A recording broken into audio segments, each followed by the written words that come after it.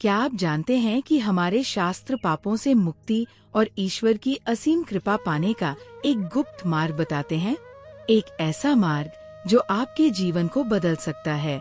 नमस्कार, मेरा नाम है राधिका और स्वागत है आपका अपने चैनल संत समागम पर।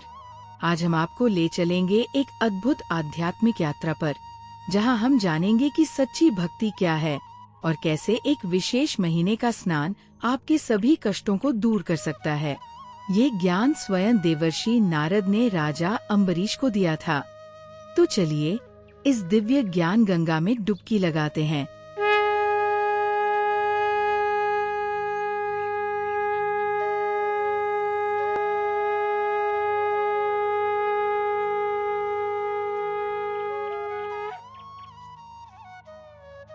अम्बरीश बोले, मुनिश्रेष्ठ, आपने बड़ी अच्छी बात बताई। इसके लिए आपको धन्यवाद है। आप संपूर्ण लोकों पर अनुग्रह करने वाले हैं। आपने भगवान विष्णु के सगुण एवं निर्गुण ध्यान का वर्णन किया। अब आप भक्ति का लक्षण बतलाइए। साधुओं पर कृपा करने वाले महर्षि, मुझे ये समझाइए कि किस मनुष्य को कब, कहाँ, कैसी और किस प्रकार भक्ति करनी चाहिए। सूत जी कहते हैं, राजाओं में श्रेष्ठ महाराज अम्बरीश के ये वचन सुनकर देवर्षि नारद जी को बड़ी प्रसन्नता हुई। वे उनसे बोले, राजन सुनो, भगवान की भक्ति समस्त पापों का नाश करने वाली है। मैं तुमसे उस भक्ति का भली भांति वर्णन करता हूँ। भक्ति अनेकों प्रकार की बताई गई है। मानसी, वाचिकी, कायिकी, लौकिकी, वैदिकी तथा आध्यात्मिकी। ध्यान, धारणा, बुद्धि तथा वेदार्थ के चिंतन द्वारा जो विष्णु को प्रसन्न करने वाली भक्ति की जाती है, उसे मानसी भक्ति कहते हैं। दिन रात अविश्रांत भाव से वेद मंत्रों के उच्चारण, जप तथा आरण्यक आदि के पाठ द्वारा जो भगवान की प्रसन्नता का संपादन किया जाता है, उसका नाम वाचिकी भक्ति है।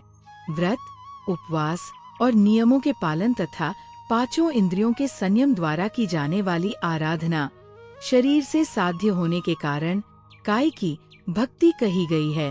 ये सब प्रकार की सिद्धियों का संपादन करने वाली है। पाद्य, अर्घ्य आदि उपचार, नृत्य, वाद्य, गीत, जागरण तथा पूजन आदि के द्वारा जो भगवान की सेवा की जाती है, उसे लौकिकी भक्ति कहते हैं। ऋग्वेद, यजुर्वेद और सामवेद के जप, संहिताओं के अध्ययन आदि तथा भविष्य की आहुति, यज्ञ यागादि के द्वारा की जाने वाली उपासना का नाम वैदिकी भक्ति है। विज्ञ पुरुषों ने अमावास्या, पूर्णिमा तथा विषुव, तुला और मेष की संक्रांति आदि के दिन जो याग करने का आदेश दिया है, वह वैदिकी भक्ति का साधक है। अब मैं योगजन्य आध्यात्मिकी भक्ति का भी वर्णन करता हूँ। सुनो, योगज भक्ति का साधक सदा अपनी इंद्रियों को संयम में रखकर प्राणायाम पूर्वक ध्यान किया करता है। विषयों से अलग रहता है। वो ध्यान में देखता है भगवान का मुख अनंत तेज से उद्दीप्त हो रहा है। उनकी कटी के ऊपरी भाग तक लटका हुआ यज्ञोपवीत शोभा पा रहा है। उनका शुक्ल वर्ण है, 4 भुजाएं हैं। उनके हाथों में वरद एवं अभय की मुद्राएं हैं। वे पीत वस्त्र धारण किए हुए हैं तथा उनके नेत्र अत्यंत सुंदर हैं। वे प्रसन्नता से परिपूर्ण दिखाई देते हैं। राजन, इस प्रकार योग युक्त पुरुष अपने हृदय में परमेश्वर का ध्यान करता है। जैसे प्रज्वलित अग्नि काष्ठ को भस्म कर डालती है, उसी प्रकार भगवान की भक्ति मनुष्य के पापों को तत्काल दग्ध कर देती है। भगवान श्री विष्णु की भक्ति साक्षात सुधा का रस है, संपूर्ण रसों का एकमात्र सार है। इस पृथ्वी पर मनुष्य जब तक उस भक्ति का श्रवण नहीं करता, उसका आश्रय नहीं लेता, तभी तक उसे सैकड़ों बार जन्म, मृत्यु और जरा के आघात से होने वाले नाना प्रकार के दैहिक दुख प्राप्त होते हैं। यदि महान प्रभावशाली भगवान अनंत का कीर्तन और स्मरण किया जाए, तो वे समस्त पापों का नाश कर देते हैं। ठीक उसी तरह जैसे वायु मेघ का तथा सूर्य देव अंधकार का विनाश कर डालते हैं। राजन, देव पूजा, यज्ञ, तीर्थ स्नान, व्रतानुष्ठान, तपस्या और नाना प्रकार के कर्मों से भी अंतःकरण की वैसी शुद्धि नहीं होती जैसी भगवान अनंत का ध्यान करने से होती है। नरनाथ, जिनमें पवित्र यश वाले तथा अपने भक्तों को भक्ति प्रदान करने वाले विशुद्ध स्वरूप भगवान श्री विष्णु का कीर्तन होता है, वे ही कथाएं शुद्ध है तथा वे ही यथार्थ, वे ही लाभ पहुँचाने वाली और वे ही हरि भक्तों के कहने सुनने योग्य होती है।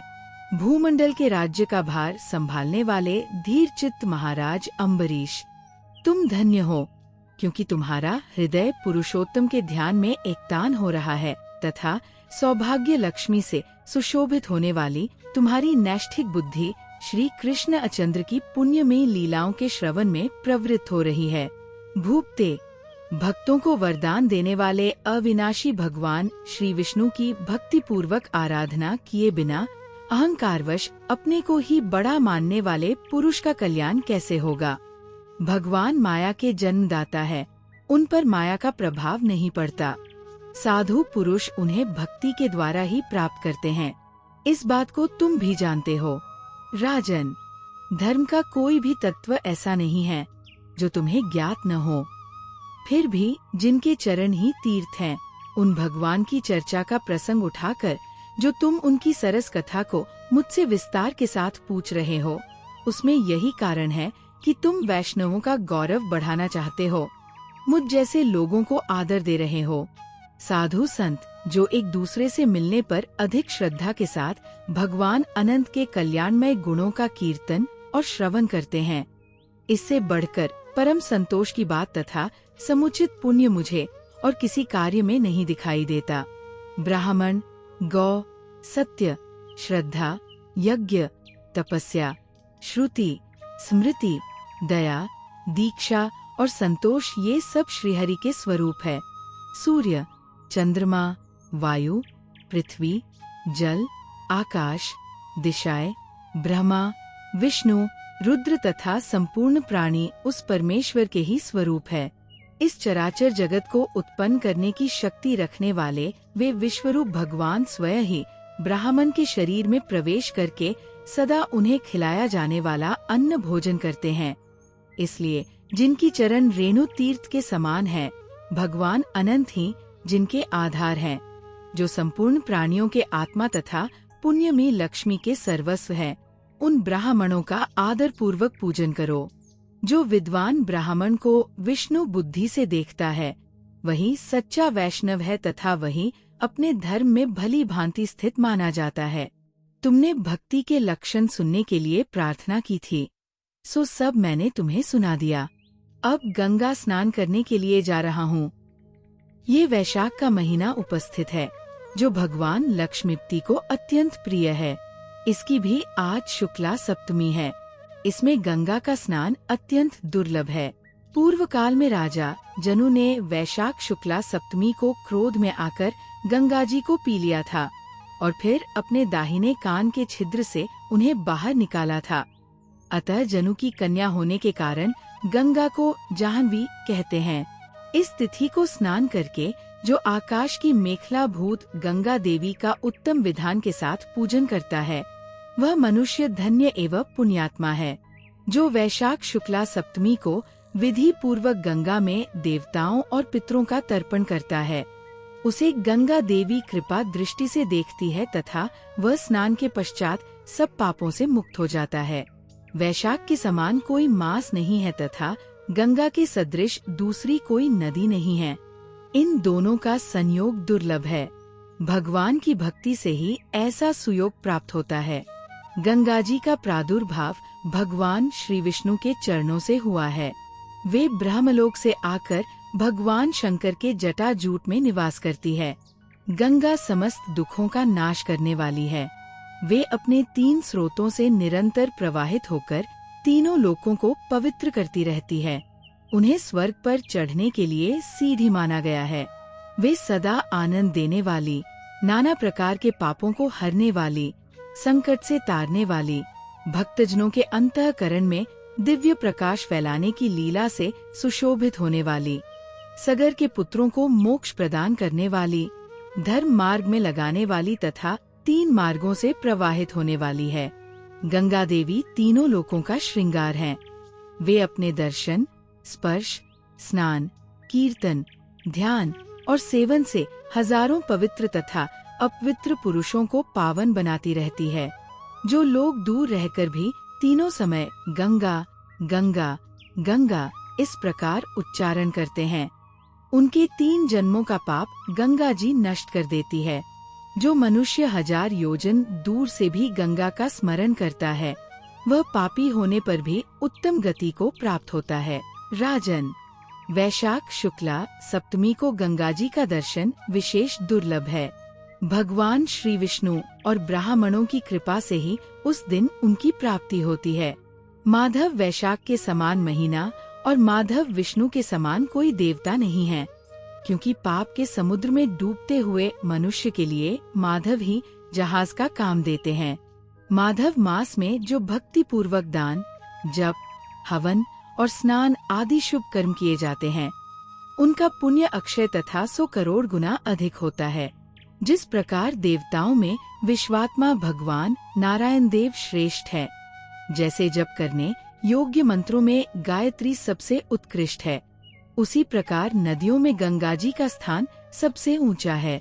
जैसे संपूर्ण स्त्रियों में पार्वती, तपने वालों में सूर्य, लाभों में आरोग्य लाभ, मनुष्यों में ब्राह्मण, पुण्यों में परोपकार, विद्याओं में वेद, मंत्रों में प्रणव, ध्यानों में आत्मचिंतन, तपस्याओं में सत्य और स्वधर्म पालन, शुद्धियों में आत्मशुद्धि, दानों में अभय दान तथा गुणों में लोभ का त्याग ही सबसे प्रधान माना गया है, उसी प्रकार सब मासों में वैशाख मास अत्यंत श्रेष्ठ है।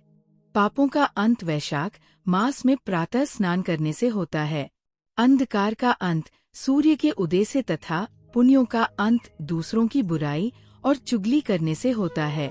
राजन, कार्तिक मास में जब सूर्य तुला राशि पर स्थित हो, उस समय जो स्नान दान आदि पुण्य कार्य किया जाता है, उसका पुण्य परार्ध गुना अधिक होता है। माघ मास में जब मकर राशि पर सूर्य हो, तो कार्तिक की अपेक्षा भी 1000 गुना उत्तम फल होता है, और वैशाख मास में मेष की संक्रांति होने पर माघ से भी 100 गुना अधिक पुण्य होता है। वे ही मनुष्य पुण्यात्मा और धन्य हैं, जो वैशाख मास में प्रातः काल स्नान करके विधि विधान से भगवान लक्ष्मीपति की पूजा करते हैं। वैशाख मास में सबेरे का स्नान, यज्ञ, दान, उपवास, हविष्य भक्षण तथा ब्रह्मचर्य का पालन ये महान पातकों का नाश करने वाले हैं। राजन, कलयुग में वैशाख की महिमा गुप्त नहीं रहने पाएगी, क्योंकि उस समय वैशाख स्नान का महात्म्य अश्वमेध यज्ञ के अनुष्ठान से भी बढ़कर है। कलयुग में परम पावन अश्वमेध यज्ञ का अनुष्ठान नहीं हो सकता। उस समय वैशाख मास का स्नान ही अश्वमेध यज्ञ के समान विहित है। कलयुग के अधिकांश मनुष्य पापी होंगे, उनकी बुद्धि पाप में ही आसक्त होगी, अतः वे अश्वमेध के पुण्य को, जो स्वर्ग और मोक्ष रूप फल प्रदान करने वाला है, नहीं जान सकेंगे। उस समय के लोग अपने पापों के कारण नरक में पड़ेंगे। अतएव कलयुग के लिए अश्वमेध का प्रचार कम कर दिया गया और उसके स्थान पर वैशाख मास के स्नान का विधान किया गया। तो भक्तों, ये थी कार्तिक मास के पहले दिन की कथा, भक्ति के विभिन्न स्वरूपों और वैशाख मास की अपार महिमा का वर्णन, जैसा देवर्षि नारद ने राजा अम्बरीश को बताया। ये ज्ञान हमें दिखाता है कि ईश्वर की कृपा पाना कितना सरल हो सकता है, यदि हम सच्चे मन से इन मार्गों का अनुसरण करें। भक्ति सिर्फ पूजा पाठ नहीं, बल्कि जीवन जीने की एक कला है, और वैशाख जैसे पवित्र महीने हमें अपनी आध्यात्मिक उन्नति का सुनहरा अवसर प्रदान करते हैं। आपको ये जानकारी कैसी लगी? क्या आप वैशाख मास के नियमों का पालन करते हैं या भक्ति के किसी विशेष स्वरूप का अनुसरण करते हैं? हमें नीचे कमेंट्स में जरूर बताएं। इस वीडियो को लाइक करें, अपने प्रियजनों के साथ शेयर करें, ताकि वे भी इस दिव्य ज्ञान का लाभ उठा सकें। और ऐसे ही सनातन धर्म के गूढ़ रहस्यों और आध्यात्मिक ज्ञान के लिए हमारे चैनल को सब्सक्राइब करना न भूलें। नोटिफिकेशन बेल भी दबा दें, ताकि आप हमारा कोई भी वीडियो मिस न करें। अगले वीडियो तक प्रसन्न रहें, स्वस्थ रहें और भक्ति के मार्ग पर चलते रहें। नमो भगवते वासुदेवाय।